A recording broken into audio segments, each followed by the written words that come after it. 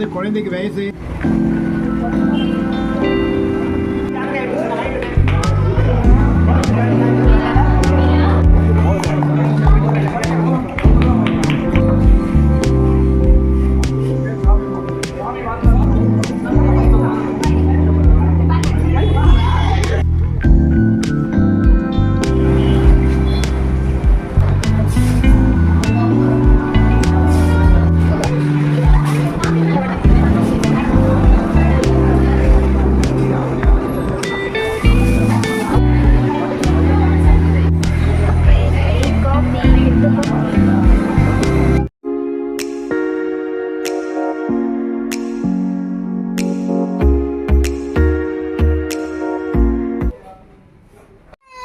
காலையிலே பையன் ஆட்டம். அவங்க அச்சா என்ன பண்ணுறாரோ அது அவரும் பண்ணணும். அவங்க அச்சா காரை துடைச்சாரா இவரும் துடைக்கிறாரு. எல்லோரும் கோவிலுக்கு கிளம்பிட்டோம். நாங்கள் காலையிலேயே மணி ஒரு 7:30 இருக்கும்.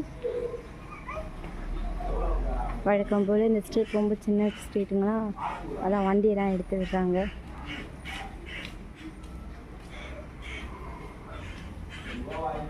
அதுக்கப்புறம் தான் கார் எடுக்க முடியும். நம்ம வீட்டு அத்திக்கா மரம் காக்கா கூடு கட்டி இருக்கு. எங்கள் மாமியார் வெயிட் பண்ணிட்டு இருக்காங்க. கார் எடுப்பாங்களா இல்லையானு பாவம் வெயிட் பண்ணுறாங்க. கீழ் வீட்டு அண்ணாவோட பைக்கு தான் இது. அதை மேலே தான் என் மாமியார் சப்போர்ட் கொடுத்துருக்காங்க. பையன் நான் தான் காரை ஆன் பண்ணுவேன்னு சொல்லி ஒரே இடம் அதை அவர் பண்ணுறாரு. எங்கள் மாமியார் போகிறாங்க. எங்கள் மாமியாரோட சாரீ எப்படி இருக்குது சொல்லுங்கள். நல்லா இருக்கு இல்லையா? அவங்க கலருக்கு சூப்பராக எடுப்பாக இருக்கு இல்லையா? மாம்பழ கலர் கூட சூப்பராக இருக்கும் அவங்களுக்கு. மாமியார் காரை திறக்கிறதுக்கு போகிறாங்க. ஆனால் ஹஸ்பண்ட் சொன்னாங்க கொஞ்சம் ஃப்ரண்ட்டில் போனதும் நான் ஸ்டாப் பண்ணுறேன் அப்படின்ட்டு. அதான் சொல்லிட்டு இருக்காங்க. கார் முன்னாடி போகுது, பின்னாடி எங்கள் மாமியார் போகிறாங்க. அவங்க பின்னாடி நானும் பாப்பாவும் போகிறோம்.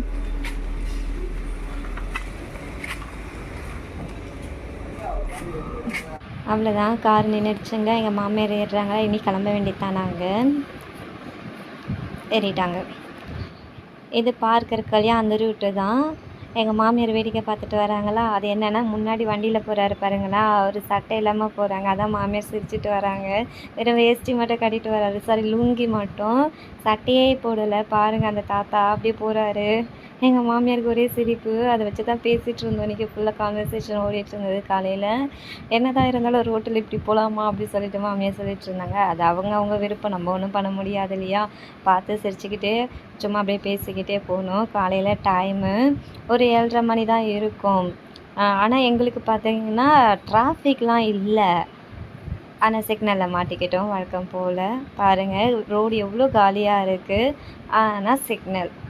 இன்றைக்கி கூட ஸ்கூல் வச்சுருந்தாங்க. சாட்டர்டே ஆடிப்பெருக்கு. எல்லாருக்குமே ஆடிப்பெருக்கு விஷஸ். பாருங்கள் சிக்னல் அப்படியே ஃபார்வர்ட் ஆகுது. இந்த மெயின் ரோடு க்ராஸ் பண்ணுறது எப்போவுமே எங்களுக்கு டஃப்பாக தான் இருக்குது. ஒன்று டிராஃபிக்கு, இல்லைன்னா சிக்னல். அது ஏனோ தெரியல, வரும்போதெல்லாம் இங்கே மாட்டிக்கிறோம். நாங்கள் அப்படியே க்ராஸ் பண்ணி போகிறோம். எங்கள் மாமியார் எங்கள் குழந்தைய தான் கொஞ்சுறாங்க. பாப்பா மடியில் இருக்காங்க, என்னோடய மடியில். வெளிச்சம் படுது இல்லையா, காலையில் வெளிச்சம் நல்லது தான் அப்படின்னு சொல்கிறாங்க. சூரிய வெளிச்சம். சூரியன் சார் நம்மளை எட்டி பார்க்குறாரு. அப்படியே அவரே வேடிக்கை பார்த்துட்டு நாங்களும் ட்ராவல் பண்ணிகிட்டு இருந்தோம். இன்றைக்கி கோவிலுக்கு கிளம்புறோம். ஆக்சுவலி என்னென்னா பாப்பாவுக்கு வந்து மண்டே வந்து சாப்பாடு கொடுக்கணும். அதான் கோவிலில் போயிட்டு டீட்டெயில் எல்லாம் கொஞ்சம் கேட்டுக்கலாம். அப்புறம் புக் பண்ணணும் இல்லையா, நம்ம புக்கிங் இருக்கு இல்லையா அது. ஸோ அதனால் நாங்கள் காலையில் கிளம்பிட்டோம். ஆக்சுவலி நாங்கள் பார்த்தீங்கன்னா கேரளாவில் கொடுக்கணுன்னு தான் நினச்சோம். ஆனால் எல்லாருக்கும் தெரியும் இப்போ கேரளாவில் ஃப்ளட் வந்திருக்கு, ஒரே மழை. பாப்பா வச்சுட்டு ட்ராவல் இப்போ பண்ண முடியாது. ஆனால் எங்களுக்கு அங்கே கொடுக்கணும்னு நினச்சோம், முடியலை. வேறு வழி இல்லாமல் நாங்கள் எங்கே கொடுக்குறோம். சரி பிறந்த நாள் மட்டும் நம்ம ஃபர்ஸ்ட் பர்த்டே வாங்க செலிப்ரேட் பண்ணிக்கலாம் அப்படி சொல்லிவிட்டு நாங்கள் சாப்பாடு கொடுக்குறது சென்னையிலேயே வச்சுட்டோம். இப்போ அங்கே ஃப்ளட்டுன்ற ஒரே ரீசனுக்காக தான். இல்லைன்னா ஹஸ்பண்ட் ரொம்ப ட்ரை பண்ணாங்க. கேரளாவில் குருவாயூரில் தான் கொடுக்கணும். ஏன்னா பையனுக்கு அங்கே தான் கொடுத்தோம் நாங்கள். ஸோ பாப்பாவுக்கும் அங்கே தான் கொடுக்கணும்னு நினச்சோம், முடியல. இங்கே சென்னையிலே கொடுக்குறோம் நாங்கள். ஒரு வழியாக கோவிலுக்கு வந்துட்டோம். இந்த கோவில் தான் இது, நங்கநல்லூர் கோவில் தான். இதுவும் குருவாயூர் கோவில் தான். எங்கள் மாமியாருக்கு முன்னாடி போகிறாங்க, பின்னாடி நான் போகிறேன். அன்னப்பிராசது குழந்தைக்கு வயசு. பூ வாங்கிட்டு போனாங்களா? நல்லா இருக்குல்ல கோவில்.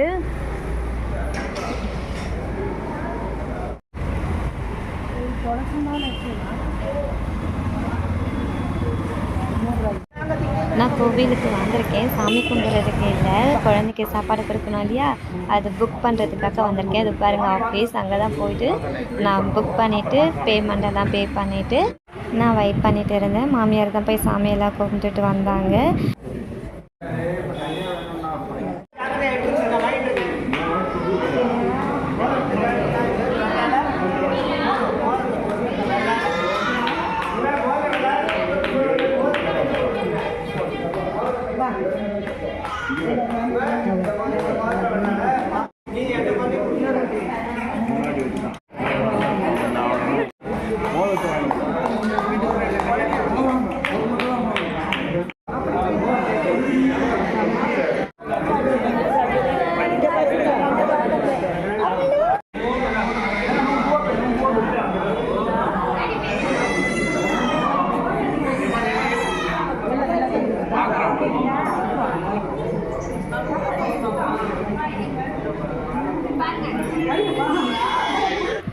கோவில் பிரசாதம் வாங்கிட்டு அப்புறம் நாங்கள் கிளம்பிட்டோம். இன்றைக்கி தயிர் சாதம் கொடுத்தாங்க. எங்கள் மாமியார் ஒன்று, நான் ஒன்று வாங்கினேன்.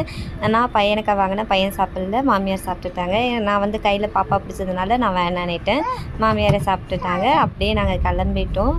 காலையில் பிரேக்ஃபாஸ்ட் சாப்பிடல இல்லைங்களா, அதனால சரி எப்போவுமே காலையில் வெளியில் இறங்கினா வெளியில் தான் சாப்பிட்டு கிளம்புவோம். நாங்கள் கோவிலில் அப்பா அம்மா கூட ஒரு 2 பேர் மட்டும்தான் வரணுங்களாம். அப்புறம் வந்துட்டு ட்ரெடிஷ்னல் ட்ரெஸ் தானா, சாரீ அண்ட் வேஷ்டி சட்டை இது தான் போட்டுட்டு வரோன்னு சொல்லிட்டாங்க. 8:30 to 9:30 அங்கே இருக்கணுங்களாம். ஸோ மண்டே பார்த்திங்கன்னா எங்களுக்கு ரொம்ப பிஸியாக இருக்கும் பாப்பாக்காக. ஏர்லி மார்னிங் எழுந்துட்டு நாங்கள் ரெடி ஆகி கிளம்பி போகணும். அதை பற்றி தான் நாங்கள் டிஸ்கஸ் பண்ணிகிட்டு இருந்தோம். ஒரு வழியாக நாங்கள் ஹோட்டலுக்கு வந்துட்டோம். எங்கள் வீட்டு பக்கத்தில் இருக்க ஹோட்டல் தான் இது.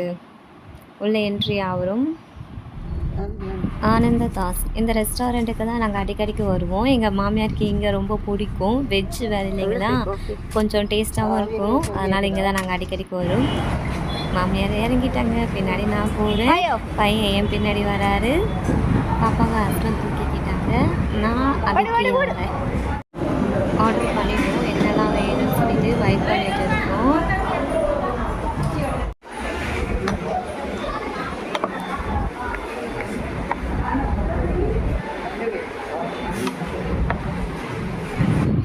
தோசை ஆர்டர் போட்டிருந்தேன், வெறும் தோசை தான். எனக்கு நெய் பிடிக்காது, அதனால் பையன் வெயிட் பண்ணிகிட்டு இருக்காங்களா. சட்னி ஊற்றுறதும் முதல் பையனுக்கு ஊட்ட ஆரம்பிச்சிட்டேன். ஏன்னா மணி 9 ஆயிடுச்சு, பையனுக்கு கொடுக்கணும்ல.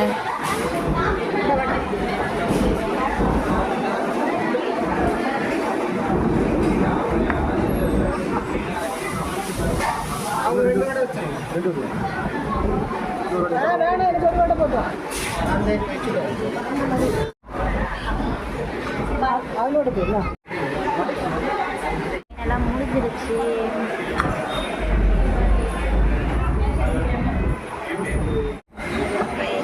Coffee, filter coffee.